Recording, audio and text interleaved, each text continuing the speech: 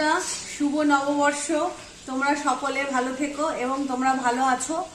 তা আজকে তোমাদের কাছে দিদি এসেছে নতুন বছরে।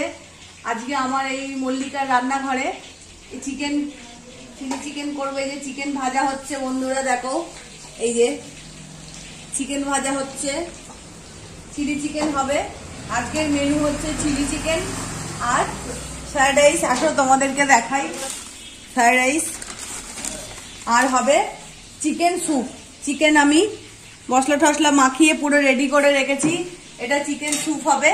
আজকের মেনু চিলি চিকেন আর ফ্রাইড রাইস আর চিকেন স্যুপ। আজকের মেনু চিকেন স্যুপ। বন্ধুরা তোমাদের কাছে অনেকদিনই আমি রান্নার ভিডিও নিয়ে আসতে পারি না, আমার দোকান নিয়ে আমি ব্যস্ত আছি। তোমরা সবাই জানো মল্লিকার রান্নাঘর, তা সেখানে তো সব সময় ভিডিও করে দেখানো যায় না। তার মধ্যে থেকেও আজকে নতুন বছর আমি চাইলাম আমার রান্নাঘরে কি রান্না হচ্ছে সেটা তোমাদেরকে শেয়ার করতে। তা বন্ধুরা তোমরা ভালো থেকো, তোমাদের যেন নতুন বছর ভালো থাকো সবাই, পরিবার, তোমার মা বাবা ভাই বোন সকলে যেন ভালো থাকে।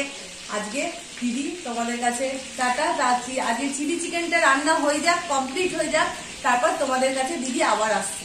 বন্ধুরা দেখো চিলি চিকেন হয়ে এসেছে, এই যে দেখো।